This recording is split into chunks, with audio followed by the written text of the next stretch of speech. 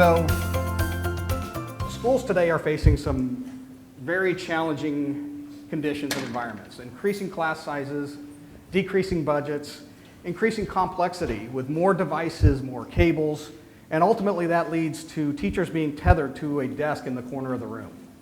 And that creates a lot of challenges from a teacher's perspective, as you guys all well know, is how do you, as a teacher, better engage your students? How do you foster that collaboration? How do you create that student-centered learning model? And so it's a very tough environment for teachers to be able to get their students engaged. And so with that, what I'd like to do is bring up our first guest speaker, Nathan Myers from Mesa Public Schools. As I said, he's the Director of Technology, Education Technology at Mesa Public Schools, which is the largest school district in the state. And Nathan and his team are responsible for all the coaching, the training, and the professional learning of the technologies that are deployed in the classroom. He and his team not only help the teachers understand the technology, but actually how to leverage the technology, get the most out of that technology to create that one-to-one learning environment, that student-centered model that we've been talking about. And so with that, I'd like to hand this over to Nathan to share their vision, their strategy of how they're dealing with these challenges at Mesa. Thank you very much, Jay. Good afternoon. In the time that I have this afternoon, I would like to share with each of you our district's journey as we look toward changing the types of technologies that our teachers had access to in the classroom, and how wireless displays quickly became a keystone component of the new model that we were working to develop. I'd like to share with you some details regarding our decision to implement wireless display technology in every classroom throughout our district, as well as very specifically why we decided to move forward with the Action Tech model. And then toward the end, I'd like to kind of talk about the work that went in toward implementing these technologies to the scale of our district, and what we're doing to, as Jay mentioned, support our teachers as they're just exploring and beginning to effectively leverage these technologies to which they now have access. Quickly, to kind of get into it, just kind of an overview of Mesa Public Schools. As Jay mentioned, we are located in Mesa, Arizona, which is just about 20 minutes southeast of the state capital of Phoenix. Mesa is the 38th largest school in the nation, which is actually something I discovered a week ago making this presentation. I thought that was kind of cool, so I figured I'd share. But in our district, being the largest in the state, we do cover a 200 square mile area of the valley. And in that square mile, so basically in order to get from one corner of the school district to the other in good traffic and with the help of a freeway, it takes a little over half an hour. But within our boundaries, we have at the high school level, which are grades 9 through 12, we have 6 comprehensive high schools. At the junior high level, which is grades 7 through 8 in Mesa Public Schools, we have 11 junior highs. And then down at the K-6 range for our elementary school, we have 55 sites within our boundaries. And if you're doing the quick mental math, 78 sites, that leaves a little extra. We have a handful of what we call choice or focus schools within our district special programs. Our student body is just over 63,000 students district-wide, which gives us 3,800 certificated staff. That includes all of our teachers and our certificated administrators as well. Just quickly over the network, with the changes that have occurred recently that we'll begin talking about here in a moment, we do get to boast the largest network in the state above our universities within the state and our health network as well. Part of our initiatives that we'll talk about have been to increase the robustness of our wireless network so that we have sidewalk to sidewalk Wi-Fi coverage on every one of our school sites and in every classroom. And in order to do that, we have had to add 16,000 data drops to expand our network to handle that kind of coverage. But we wanted to focus there first to start beginning to build a network that would support what we're trying to do in the classroom with our leveraging the technology. then finally, we're fortunate enough in Mesa to actually have 2 divisions and 2 departments that support our technology initiatives simultaneously. We have information systems, which is a traditional IT department. They oversee the network, server room, the switches and closets, make sure the computers image. They oversee the techs that come out to do repairs, as well as our help desk. So they're a traditional IT department.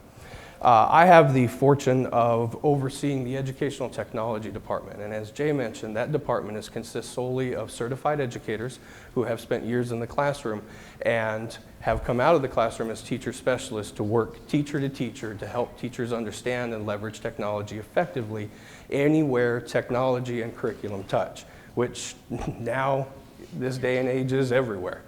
So we have that opportunity to kind of divide and conquer. Information systems sits under our business services division. Educational and technology sits under the curriculum services division as well. Okay. So our journey with regard to our presentation today kind of began back in 2012. The fall of 2012, we put before our voters in Mesa a $230 million bond initiative, which we put in front of them to do things in the district that desperately needed done, but in other ways we could not afford to do because of budget shortfalls, the state of the economy at the time as well. So a lot of that money went toward upgrading our facilities. Much of it went toward a very aging transportation fleet, but a significant amount of that went toward the investment of our wireless and network infrastructure and exploring different educational technologies to use in the classroom, teacher devices, student devices. We ran a series of pilots that we'll talk a little bit about here today. We focused first, we're now in the 3rd year of that 5-year implementation. So the first year we focused very hard, as I mentioned earlier, on increasing the strength of our underlying network because we wanted to build up what was then going to support some very strong initiatives in the classroom. While we were doing that, we wanted to address something that we had to ignore for several years, which was an aging fleet of classroom computers. At the time, we could guarantee at least 1 computer in every classroom for administrative use for the teacher, taking attendance, creating lesson plans, connecting to a projector to facilitate the learning that was going on in the classroom. But because we had to ignore our traditional refresh cycle, which was every 3 to 4 years, a lot like painting the Golden Gate Bridge. We'd start at one side of the district, go through in 3 years, and then start all over again. We would have that regular computer cycle. But since we had to ignore several refresh cycles, many of our computers were 7, 8, 9, a decade old. In areas where we were fortunate enough to have newer computers, they were still aging and in need of upgrades, but they were not only aging physically with their hardware, but they were also part of an older model that we kind of wanted to get away from as far as how teachers utilize computers in the classroom. In our personal lives, I mean, nobody can argue this is very much a mobile society. We want our information where we are, when we are, get it wirelessly. It needs to be at our fingertips. And personally, we are all there at this point in time. But professionally, we weren't at the time, up until we had started this progression, to offer that same type of access to technology professionally to our teachers. And that's where we wanted to be, because that's where we knew the power in leveraging computers in the classroom were going to come from. So what we did was we went on kind of a journey as far as exploring the leading devices at the time, mobile devices, and brought us to 7 device candidates spread across 4 different manufacturers. And we worked with those manufacturers to create a series of demonstration rooms. And over a 3-week period, we invited in every single one of our teachers to our central district offices to go through a series of rooms dedicated to each manufacturer where they could put their hands on the devices and go through each one of them to provide their feedback to us. I had trainers in every room that became familiar with the device, and I had them rotate daily so that they would become familiar with all of the devices regardless of the outcome of the voting decision. And they answered questions, facilitated the hands-on activities of the teachers. We gave them a series of instructions to run through so that they could run through those same types of protocols, typical of what they would do in their classroom, and compare apples to apples at the end. When they were done with their sessions, We asked them to go to a Google form, submit their information, what they loved about their favorite device, what they hated about their least favorite device, and we tabulated all of that information to come up with something that would serve our purposes and something that the teachers definitely wanted to have in their hands. As we were doing this, we were also introducing another component. Because the device was everything anywhere they needed it, it would replace ultimately the towers in the classroom. But admittedly, this is an amazing presentation tool, but kind of sort of tiny when you're spending over an hour on it developing a PowerPoint presentation or a lesson plan. So what we did also was part of this movement was toward a docking station. We had sampled several docking stations so that we would maintain, in classrooms that had the updated monitors, we would maintain the monitor, the keyboard, and the mouse, and connect whatever device they were using to it so that they could take advantage of a full-size screen to do their administrative and developmental tasks and have that somewhere in the room that was their station. But otherwise, and this was the third component of what we were doing, we knew that we wanted to not only provide them with that wireless, anytime, anywhere access to their information as administrators of a classroom, as decision makers for making data-driven decisions on the direction of what's going on in the classroom, but we also wanted to give it to them as facilitators of the learning when they were in front of students. So we were also experimenting with several different types of wireless display technologies. We had ViewSonic in play, we had Netgear, and then we also had the Action Tech going. And this wasn't necessarily something that the teachers were aware of as far as what we were experimenting with, but we were modeling firsthand the power and the impact of how that might change the way you present information. I mean, we are sitting on top, as far as accessing the internet, we have such a wealth of online resources, it's ridiculous, whether that's YouTube or Khan Academy or websites with virtual manipulatives. Just the types of information that you can access to solidify and build your point while you're sitting in front of kids is ridiculous. And having to be tied to the corner of a classroom where at best you're sitting sideways because if there's a ceiling mounted projector, this is where your board is, or at worst with your back to the kids because the cords are too short, or, and once you made that decision, that's where the computer was all the time. Didn't matter who took over that room or how they wanted to orient it. That was the layout of the room. And it was very cost prohibitive. And we'll talk a little bit about that as we go too. So we wanted to kind of open the teacher's eyes to this possibility of being anywhere. So if you needed to walk to the back of the room to handle a problem going on and Fred Jones a couple of kids with your proximity, you could certainly do that. Okay? So we went through, worked with those three devices. At the end of the decision-making process, when all of the votes were in, we took a look and very highly scrutinized and examined the teacher feedback. We went with the Lenovo Helix, which is a hybrid device. You can detach the tablet, battery here, battery there. Best of both worlds. You've got a great presentation tablet, the brains of the machine, and then you've also got a keyboard for productivity. And obviously, as far as wireless displays, we went with the Action Tech device for actually a couple reasons. While we were examining the performance of all of them together, we were very closely looking at not only its dependability as far as connecting correctly each time, but maintaining the longevity of that connection over the course of the day or the class period. And also the profile. Was a very compact device, and this was cool because essentially what we were doing, and you'll see here in just a moment,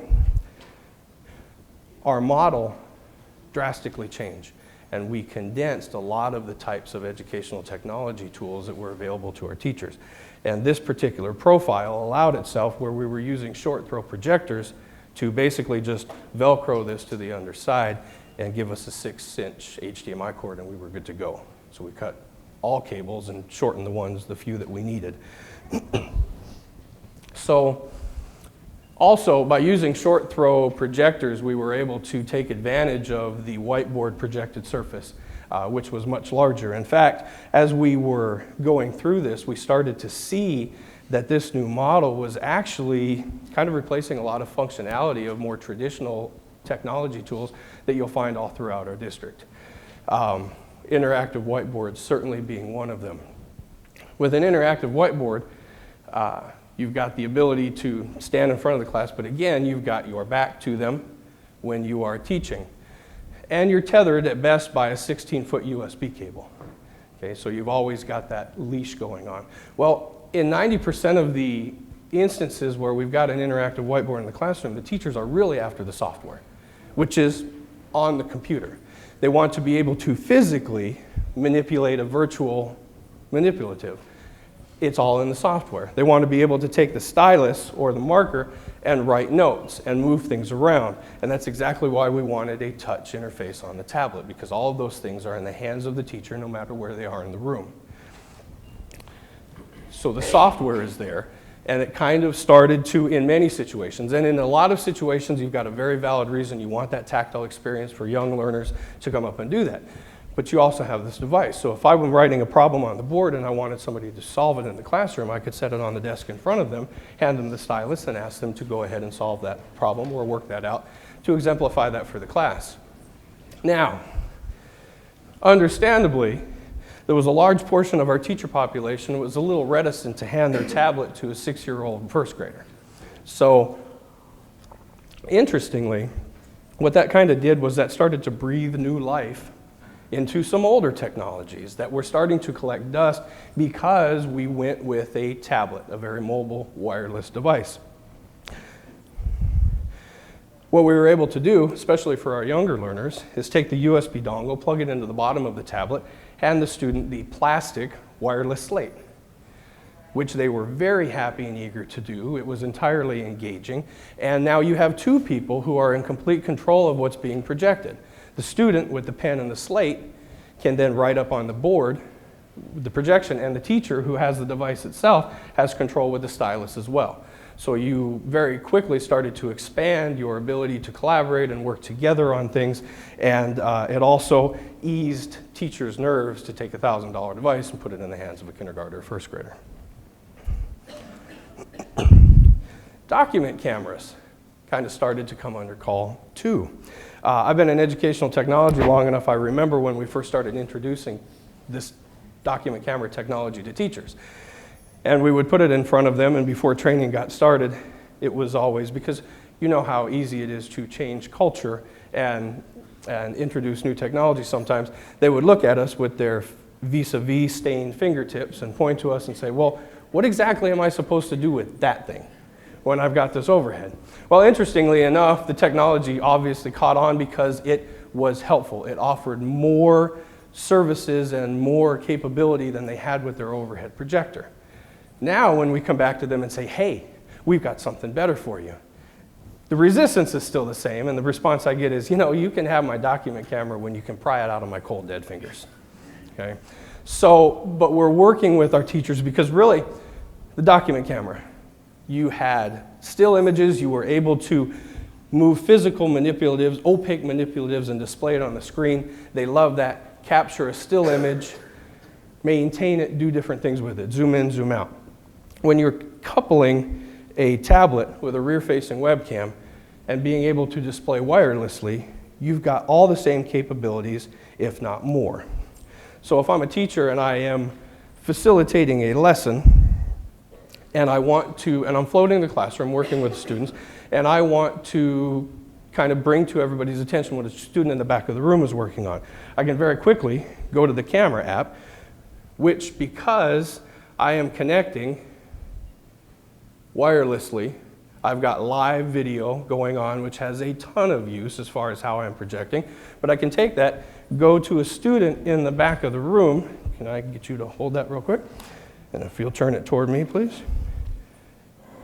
Allow the camera to focus and just take a snapshot. And then what I can do, and I'm still using the app that is embedded in the system, I'll pull that open, grab my stylus, I could put this image into a PowerPoint presentation, into a Word document, into my favorite annotation software, but just for a down and dirty demonstration, I'm going to open this with Paint, which is about as old as Windows itself and has been on every edition. But again, it's there, and it certainly has its purposes.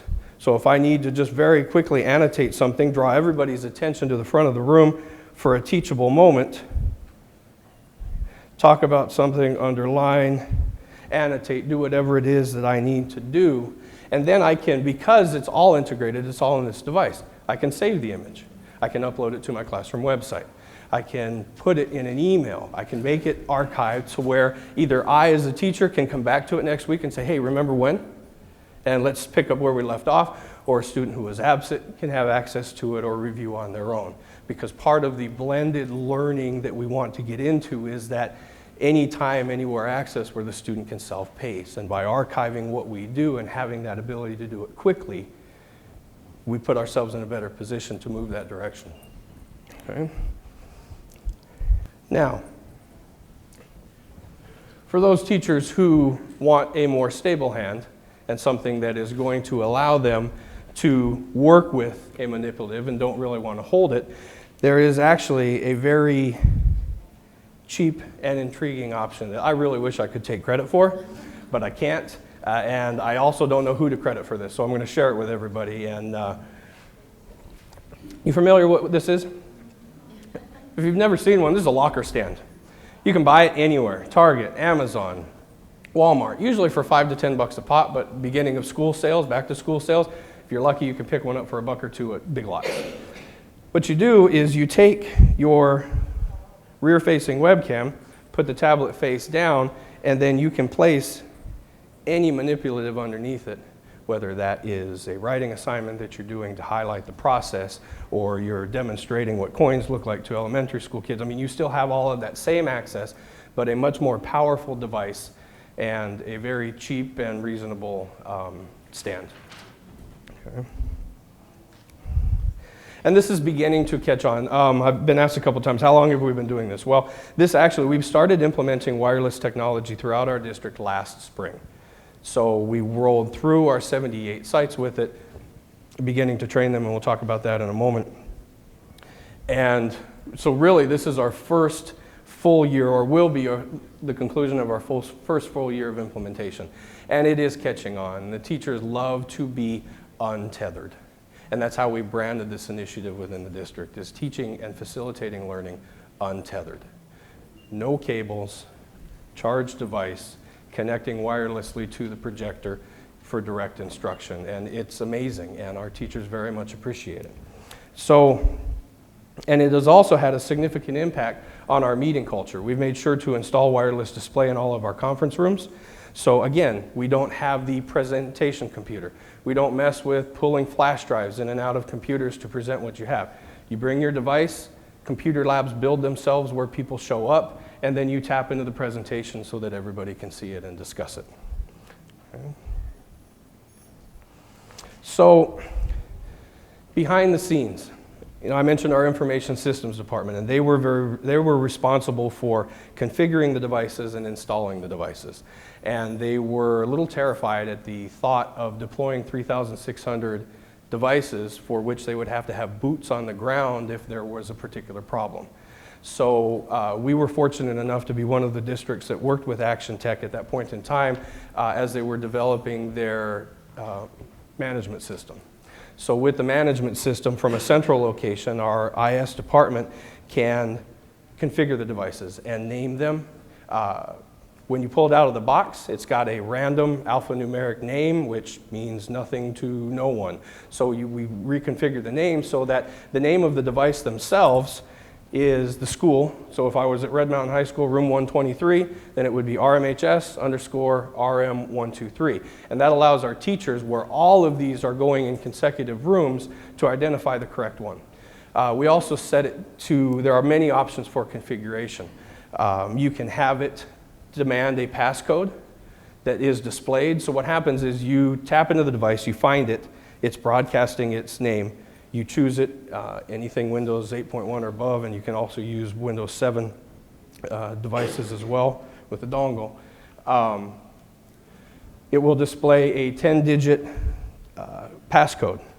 Type that into your device, do the initial pairing, and then you're off to the races. You can have that happen every single time. In our district, what we chose to do to eliminate that loss of time is the first time a teacher pairs their device with the wireless display unit in their classroom, they have to do that. Make that initial pairing, but once they've done that, that relationship has been set. They pull out the tray, they find what they've paired with, and then they're off to the races. There's very minimal time. We did want that passcode to display so that a student sitting in this room could not hijack the wireless display unit sitting in the other room. The other thing that we set it for too is it's nice, once that pairing relationship has happened and somebody is using the wireless display, it is no longer broadcasting itself on the network. You can't see it anywhere, okay? But with this central management system, we can configure the devices, we can group them in our network per school, district. The IES team can restart or reset. Our help desk has access to this control management system as well so that they can troubleshoot over the phone with teachers and get them going remotely. So information systems problem was, how do we manage 3,600 devices? Educational technologies challenge was, how do we change the culture for 3,600 teachers and do that effectively and start to change how teaching is being facilitated through technology in the classroom. We rolled these out school at a time, actually several schools at a time. Information systems would come, configure the device, install it, and get it plugged in. We would follow behind and go to that school next. We were doing several schools a day for a while there, where I would send a team of trainers. We'd have a lead trainer do a hands-on presentation. We're all very tactile people and want to put our hands on, especially where technology is concerned. So that was invaluable to be able to do that for them. So we would go in, very quick overview, 20, 25-minute overview, show them how to connect and pair their device with the wireless display, and then immediately with their knowledge, because we are changing things quickly, new devices, new technology for wireless displays. So with the knowledge that they had, what could they do tomorrow morning? Successful connection, what can you do tomorrow morning to begin to impact and change how things are working in your classroom? And then also kind of shed some light on, as they work with their devices and begin to understand it long term as they build their skills, what could they expect to be working toward as well to kind of set that vision. Then we released the trainers. We released the teachers, asked them to go back to their room. We gave them a half-sheet paper of directions on what we had just covered as far as the procedures, and told them to go back to your class, connect. I had several trainers on campus that merely floated the rooms to make sure that every teacher had successfully connected, that they felt confident for the next day, and then we've got trainers assigned to schools in a rotation. We have become experts at building support websites. This one supports our Untethered initiative as a whole and all the multiple components with it. We created a wireless display. And WiDi, I do want to clarify that. WiDi is actually the proprietary Intel technology that can facilitate, it's short for wireless display. We do not. We actually use the Miracast protocol that's available to you through anything Windows 8.1 and higher, and that's Wi-Fi enabled. However, WiDi, Wi-Fi, it's stuck, just like we launched, 15, 20 years ago, Proximas as the brand name for the projector, and there are still teachers today who ask for help with their Proxima, even though we have moved beyond. So, it has stuck. So we affectionately refer to it as WiDi, even though we are using the Miracast protocol. Okay. That's an excellent question. Absolutely zero on our bandwidth, because while it utilizes the Wi-Fi controller in the computer, it does not access our network. It's point to point. So what we're doing, all of this sharing of video and projecting of that information is basically happening between the two devices. It's not going around. We have not, and that was actually a significant, and I'm sorry, let me repeat the two questions. I apologize, and thank you for your patience. So the two questions was, one, what has been the impact on our on our bandwidth, our wireless network. And there hasn't been because, again, it's point-to-point connection.